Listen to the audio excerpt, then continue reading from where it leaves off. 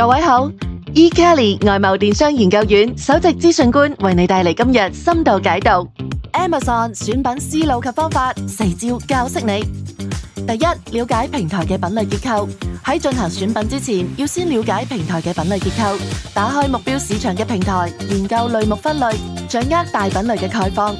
一係避免盲目選擇，要結合自身優勢，選擇適合嘅大品類；二係方便拓展，了解所選品類喺整體品類結構中嘅定位，便於後期通過拓展新嘅細分品類，進一步滲透更大嘅市場。第二點，評估市場需求，進行產品前期調研，確定大品類後進行市場調研，驗證需求，拒絕自我欺騙。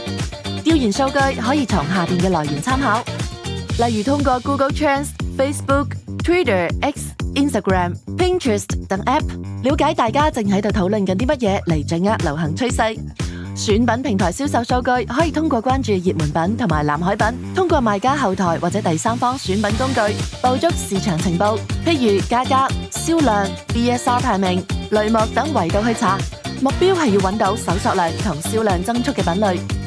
第三點，聯繫信得過嘅供應商。新手賣家確定選品方向之後，可以通過1688等 B2B 平台選擇供應商，優先選擇回頭率高、有超級工廠標識嘅，以保障產品質量同供貨穩定。第四點，測品。對於新手資源有限嘅情況，測品可以提高投入產出比。集中測5到10款產品，依照點擊率、銷量等揾到爆款單品，再聯繫供應商增加供貨量，形成正反饋循環。